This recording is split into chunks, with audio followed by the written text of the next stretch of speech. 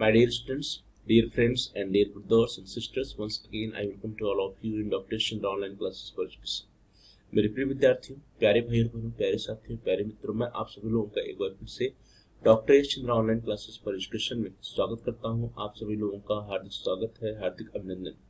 प्रिय विद्यार्थियों, दीनदयाल उपाध्याय गोरखपुर विश्वविद्यालय से जो भी विद्यार्थी बीएड कर रहे हैं, उनके लिए बीएड 4th सेमेस्टर में एक कोर्स है, एक पेपर है, जिसका कोर्स कोड है एजू बीएड 115। कोर्स का नाम है challenges and issues of education in India, Bharat में शिक्षा की चुनौतियां एवं मुद्दे। सत्र 2023-24 में जो भी बच्चे थे, उनका इस कोर्स का, इस पेपर का जो एग्जाम हुआ था वो 19 जून 2024 को हुआ था। 19 जून 2024 को जो क्वेश्चन पेपर आया था, उस क्वेश्चन पेपर में कौन कौन से प्रश्न आपसे पूछे गए थे, उन्हीं प्रश्नों को हम देखेंगे। अर्थात हम लोग 19 जून 2024 के अनसॉल्व्ड क्वेश्चन पेपर को इस video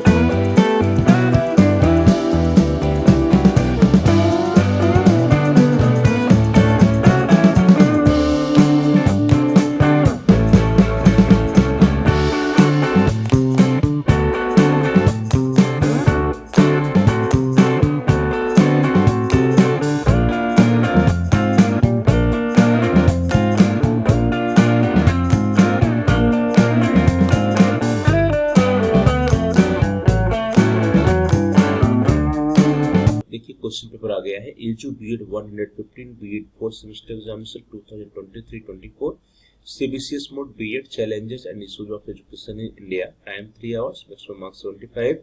Note: there are 3 sections A, B and C, and candidate has to attempt questions from all sections. Marks are indicated against each section. Note: इस प्रश्न पत्र के कुल 3 खंड अ, ब और स है एवं अभ्यर्थी को प्रत्येक खंड से दिए गए प्रश्नों के उत्तर देने हैं। प्रत्येक खंड के सामने उनके अंक जो है इंगित हैं।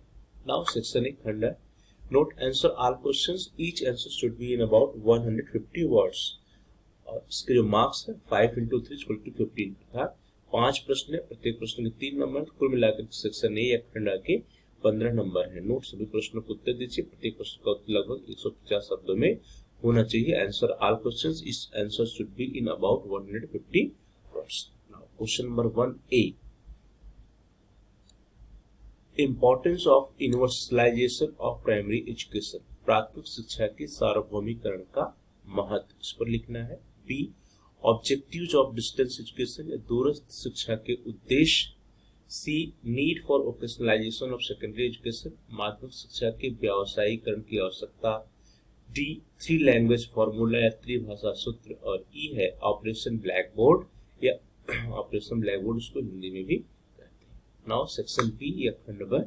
Note: answer all questions of the following. Each answer should be in about 400 words. 4 into 5 is equal to 20. इस सेक्शन में आपको 4 प्रश्नों को उत्तर देने हैं। प्रत्येक प्रश्न के 5 अंक है। कुल मिलाकर के खंड ब या सेक्शन में जो है वो 20 अंक का होता है। नोट: निम्नलिखित सभी प्रश्नों को उत्तर दीजिए। प्रत्येक उत्तर लगभग 400 शब्दों में होने चाहिए। पहला प्रश्न है question number 2A, what is meant by privatization of higher education? Describe the advantages and disadvantages of privatization of higher education. उच्च शिक्षा के निजीकरण से क्या आशय है? उच्च शिक्षा के निजीकरण के लाभ एवं हानियों का वर्णन कीजिए। या तो इस प्रश्न को करिए और या अथवा B, describe the role of teacher in enhancing the quality of education, शिक्षा में गुणवत्ता के उन्नयन में शिक्षक की भूमिका का वर्णन कीजिए। डियर स्टूडेंट्स, मैं आपको बता दूं कि ये जो प्रश्न है क्वेश्चन नंबर आपका 2A और B, दो आपको या तो प्रश्न संख्या 2A करनी है या प्रश्न संख्या 2B करना है।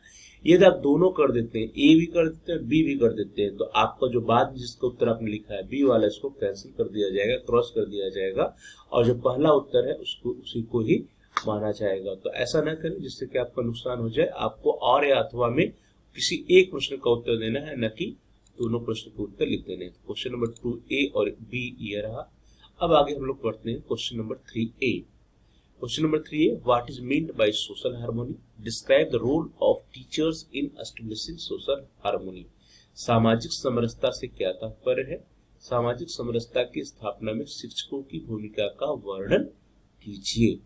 और इसका अथवा या और वाला प्रश्न है B, describe different types of objective tests with examples, वस्तुनिष्ठ परीक्षा के विभिन्न प्रकारों का उदाहरण सहित वर्णन कीजिए। प्रश्न संख्या 4 अ या ए, डिस्कस द रोल ऑफ को curricular activities in value education. मूल्यों की शिक्षा में पाठ सहगामी क्रियाओं की भूमिका का वर्णन कीजिए। और या अथवा B, describe which goals are included in the sustainable development goals. सतत विकास लक्ष्यों में कौन कौन से लक्ष्य सम्मिलित हैं, वर्णन कीजिए। प्रश्न संख्या 5 ए, what are the reasons for student unrest. Describe measures to avoid student unrest. छात्र असंतोष के क्या कारण है, छात्र असंतोष को दूर करने के उपायों का वर्णन कीजिए। और या अथवा what you understand by the minimum level of learning. Describe the improvement in teaching process to achieve minimum level of learning. न्यूनतम अधिगम स्तर से आप क्या समझते हैं, न्यूनतम अधिगम स्तर प्राप्त करने के लिए तो शिक्षण व्यवस्था में सुधार का वर्णन कीजिए। अगला प्रश्न सेक्शन सी खंड से, note answer 82 of the following questions from these sections. Each answer should be in about 800 words and number है इसका 2 into 20 equal to 40। अर्थात 2 प्रश्नों को उत्तर देने हैं आपको। 30 नंबर का एक प्रश्न है, तो मिलाकर के खंड स या सेक्शन सी के कितने अंक हैं, खंड स या सेक्शन सी के कुल मिलाकर के 40 अंक बनते हैं। नोट, इस खंड से किन्हीं 2 प्रश्नों के उत्तर दीजिए। प्रत्येक उत्तर लगभग 800 शब्दों में होना चाहिए। प्रश्न संख्या 6, what are the main problems of pre primary education. Discuss in details the measures to prevent them. पूर्व प्राथमिक शिक्षा की प्रमुख समस्या कौन कौन सी हैं, इनके निवारण के उपायों की विस्तृत विवेचना कीजिए।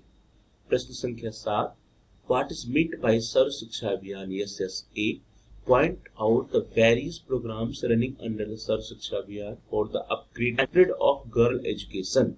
सर्व शिक्षा अभियान से क्या तात्पर्य है, बालिका शिक्षा के उन्नयन एवं प्रसार हेतु सर्व शिक्षा अभियान के अंतर्गत चल रहे विभिन्न कार्यक्रमों का उल्लेख कीजिए। प्रश्न संख्या 7।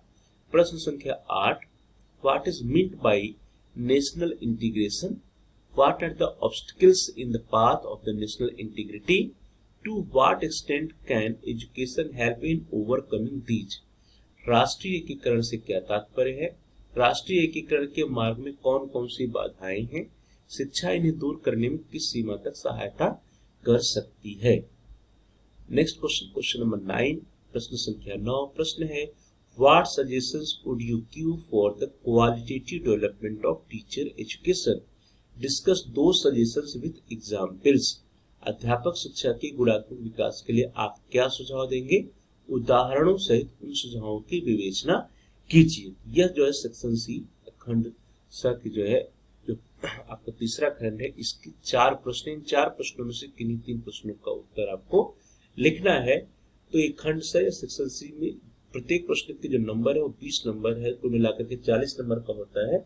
तो इस सेक्शन को आपको परीक्षा में अनिवार्य रूप से अटेम्प्ट करना चाहिए, क्योंकि एक प्रश्न जो है 20 अंक का होता है। डियर स्टूडेंट्स, इस तरह से हम सभी लोगों ने 19 जून 2024 को जो क्वेश्चन पेपर आया था HU BED 115 challenges and issues of education in India, Bharat में शिक्षा की चुनौतियां एवं मुद्दे, इस क्वेश्चन पेपर को सॉल्व किया।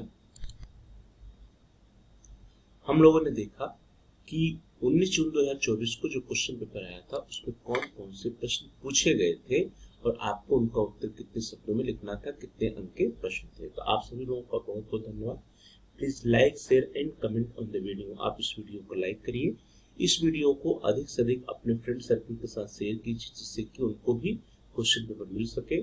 और साथ ही साथ आप इस वीडियो पे कमेंट्स भी कर सकते हैं, और कमेंट्स के जरिए आपको कोई समस्या है या कोई प्रश्न है तो आप हम तक पहुंचा सकते हैं। हम आपके प्रश्नों का उत्तर देने का प्रयास करेंगे, आपकी समस्याओं का समाधान करने का प्रयास करेंगे। और साथ साथ यदि आपके कोई सुझाव भी है तो उसको भी आप कमेंट्स कर सकते हैं। तो dear students, please like, share and comment on the video, also subscribe the channel. और यदि अभी तक आपने चैनल को सब्सक्राइब नहीं किया है तो कृपया चैनल को सब्सक्राइब कर लीजिए, और जहां पर सब्सक्राइब लिखा है उसके बगल में बेल का आइकन, उसको प्रेस कीजिए। उसको प्रेस करने पर कुछ विकल्प आते हैं, उसमें से आप ऑल के ऑप्शन को सेलेक्ट कर लीजिए। इससे यह होगा कि आपके कोर्स से रिलेटेड जितने भी नए वीडियो जाएंगे उसकी नोटिफिकेशन, उसकी सूचना आपको समय से मिल जाएगी और आपका कोई भी वीडियो मिस नहीं Dear students, please like, share and comment on the video. Also subscribe the channel and press the bell icon all. आप सभी लोगों का बहुत बहुत धन्यवाद। ये जितने भी प्रश्न थे बहुत ही इंपॉर्टेंट है आपके आने वाले एग्जाम के लिए, इसलिए इन सभी प्रश्नों की तैयारी आप बहुत ही अच्छे से कर लीजिएगा, क्योंकि आपके आने वाले एग्जाम में ये प्रश्न दोबारा आपसे पूछे जा सकते हैं, ये प्रश्न आपके एग्जाम में आ सकते हैं।